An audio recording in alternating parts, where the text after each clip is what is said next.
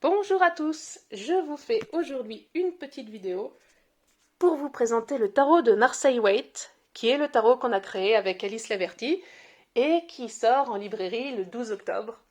Alors je suis absolument ravie, déjà parce que ça sort bientôt et aussi parce que l'équipe des éditions Trajectoire a fait un super travail.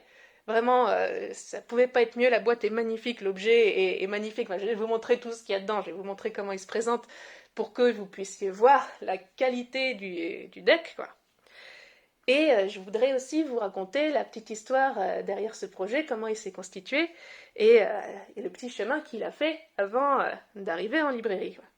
Alors, euh, moi j'ai toujours tiré avec le Rider-Waite parce que c'était important pour moi de faire des tirages avec le jeu complet et notamment avec des arcanes mineurs qui soient lisibles immédiatement.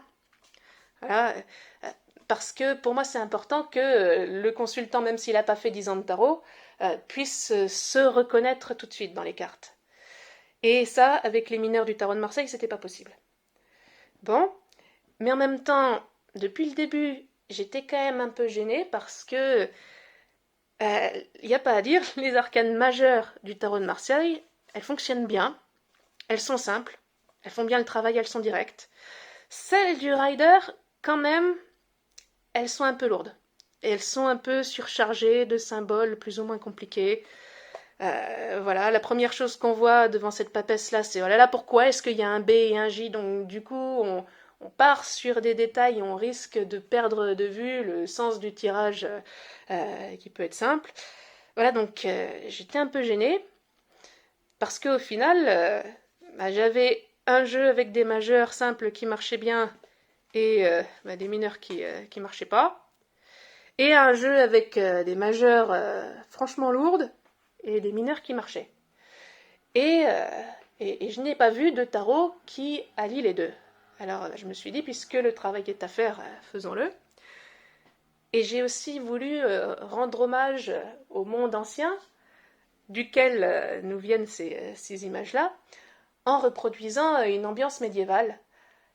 Et pour ça, j'avais envie de le faire de la manière la plus authentique possible.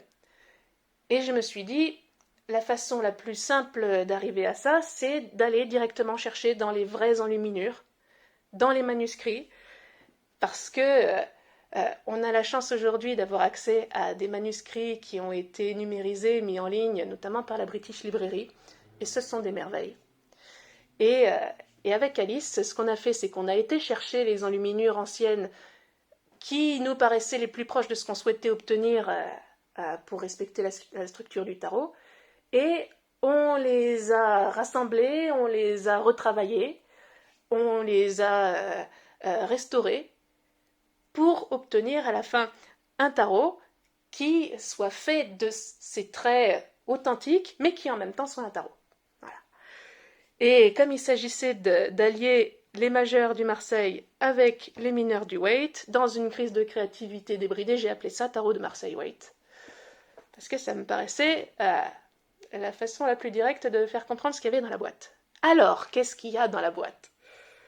Alors, déjà, la boîte, elle est super belle. Vous voyez que c'est du carton très très épais et ça a un toucher très très agréable. Ça, c'est pas une boîte qui va s'abîmer facilement, donc ça va rester longtemps, c'est déjà bien. Ensuite, à l'intérieur, on trouve le petit livre de signification qui déjà lui-même est super joli. Il est très très bien mis en page avec les petites icônes à chaque fois pour qu'on reconnaisse la carte, avec les significations à l'endroit, à l'envers, avec quelques techniques de tirage, etc. Donc déjà, il est pas mal.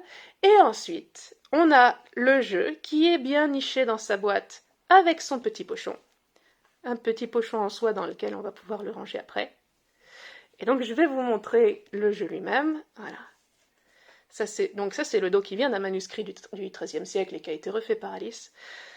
Et ensuite, voilà, on a les majeurs, donc qu'on va reconnaître voilà, l'empereur et l'impératrice qui sont fidèles à la structure qu'on a l'habitude de voir dans le tarot de Marseille. On a l'amoureux du tarot de Marseille, donc. Et la seule modification que j'ai gardée, c'est la numérotation. J'ai choisi de garder la justice en 11 et la force en 8, comme dans le Rider. Parce que moi, je suis de l'opinion que ça fonctionne mieux avec ces numéros-là.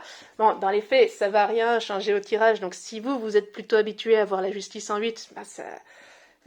calculez 8 ou lisez-la comme vous voulez, mais ça va pas changer la signification de la carte. Moi, je pense que c'est plus fluide de les avoir dans cet ordre-là. Après c'est mon opinion. Et je suis aussi très contente parce que regardez la qualité des couleurs, regardez le talent d'Alice qui nous a fait une mort tellement rouge comme ça. Je trouve ça magnifique, je suis très très contente. Et en plus, l'impression a été à la hauteur parce que ça, c'était pas évident. Voilà, on a aussi le soleil de type Tarot de Marseille avec les deux jumeaux et leur mur de pierre. Voilà, donc ça, c'est pour les majeurs. Et ensuite, les mineurs, c'est les mineurs du Waite, mais avec ce côté médiéval qui vient de ces enluminures qui ont été reconstituées. Donc, je vais vous montrer un peu tout. Ça, c'est des femmes qui étaient dans une partition de chants grégoriens. Donc, on les a reprises, on a rajouté les coupes, etc. Regardez le 5 de coupe comme il est beau, on dirait un vitrail. Ça, c'est un dragon qui était dans une marge d'un psautier. Je ne sais pas pourquoi, mais on l'a trouvé magnifique. Donc, voilà à quoi il ressemble.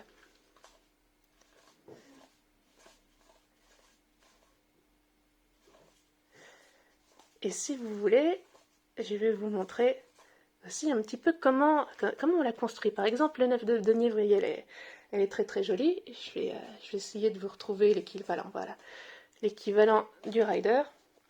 Et alors, ce qui s'est passé pour cette carte, comme pour toutes les autres, c'est que on a fait un collage d'enluminures. On a été chercher dans les manuscrits ce qui pouvait nous servir. Alors, je vais vous montrer 2-3 exemples.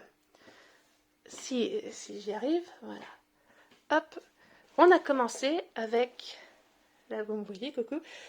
On a commencé avec cette femme-là, qui vient du roman d'Alexandre. Voilà, c'est un manuscrit enluminé. Et j'étais très très séduite par, vous voyez, la pose avec le cou un petit peu penché, délicate. Bon, donc, on a pris cette forme de corps, là. Ensuite, vous savez que la femme du 9 de denier, elle a ce faucon, là. Ça, c'est une image extraite d'un manuel de fauconnerie du XVe siècle. Et donc là, on a un faucon de face. Et là, on a un faucon avec un chaperon. Et on le voit bien là. Donc, il s'agit de combiner les deux, toujours en restant fidèle à ce que c'était que ce trait-là, ce que c'était que ce style médiéval. Et puis ensuite, ça c'est Bethsabée Aubin. Ça c'est une enluminure du XVe. On a pris cette coiffe-là. Donc, la coiffe médiévale que vous allez retrouver sur la carte, c'est celle-ci. Ça, c'était le petit escargot. Le petit escargot qui est important dans le Rider. Je ne sais pas si est-ce que vous pouvez le voir en pas flou. Voilà, ça c'est l'escargot. Et voilà celui qu'on a retrouvé dans la marge, pareil, d'un psautier. Et tout ça, mis ensemble, ça a donné... Voilà. Ça a donné un collage d'enluminure qu'Alice a ensuite remis en forme pour faire une composition d'images qui fonctionne. À partir de ce collage-là, elle a fait un crayonné, et de ce crayonné est sorti l'ancrage, et maintenant on a la carte. Donc toujours avec ce petit escargot que vous voyez là, qui est important. Et ce travail-là, on l'a refait pour toutes les cartes. Voilà, donc il y a un travail de documentation assez important dessus. Et au final, je suis ravie parce que c'est un jeu qui fonctionne très très bien. Alors, on a fait pas mal de tests avec, parce que ça c'est 1 an de travail à temps plein, vraiment.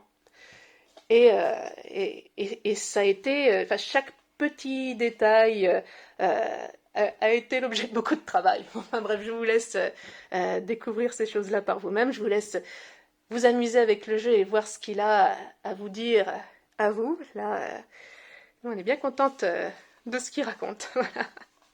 Donc, ce jeu-là, le tarot de Marseille Waite.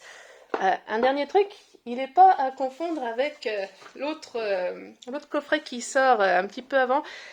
Ça, je vous le remontre, je vous en avais déjà parlé dans une vidéo avant. Ça, c'est le coffret du Rider-Waite de base. Donc, c'est pas mon jeu, ça. Ça, c'est le Rider normal. Le Marseille-Waite, là, c'est celui-là, le jeu médiéval. Et celui-là, il va sortir dans la nouvelle collection de chez Trajectoire que vous allez reconnaître au fait que il y a toujours ce graphisme très très élégant, noir et doré. Il y a notamment, si je ne m'abuse, l'Oracle des Origines de Kevin Meunier qui va sortir dans la même collection. Tout ça est très très très joli et je suis très très contente que les éditions Trajectoire se lancent là-dedans parce que c'est vraiment agréable d'avoir des objets d'aussi haute qualité en main. Là, les cartes, c'est vraiment de la carte à jouer. Donc c'est un jeu solide, c'est un jeu qui est agréable à prendre en main. C'est un jeu... voilà, la justice, elle vient d'une enluminure qui représente Dieu. Dieu en train de créer le monde, il était assis comme ça. Et donc du coup, on a rajouté la balance, on a rajouté le regard un petit peu droit. Voilà. Et donc c'est un jeu qui est très très agréable à manipuler. Et ça, c'était pas évident. Donc je suis tellement tellement contente que Trajectoire ait réussi à vraiment être bon sur tous les détails. Voilà. Et quand on a travaillé aussi longtemps qu'Alice et moi sur tous les détails de toutes les cartes, ça fait plaisir que le jeu soit respecté et mis en valeur à ce point. Voilà, donc si vous voulez le retrouver en librairie, il sera à la FNAC, il sera chez Cultura, il sera un peu partout, et il sera sur Amazon aussi, enfin, où vous avez l'habitude d'acheter vos tarots. Je suis très très très contente encore une fois de partager ça avec vous parce que c'est un grand projet qui a duré longtemps, qui me tenait énormément à cœur. Et ça a été compliqué de le faire sortir pour obtenir une qualité aussi forte, mais je suis tellement heureuse que tout se finisse bien à ce point-là. Voilà. Je voulais partager ça avec vous aujourd'hui. Je vous remercie beaucoup d'avoir regardé cette vidéo, d'avoir écouté. Et je vous dis à bientôt pour peut-être d'autres projets. Au revoir et merci.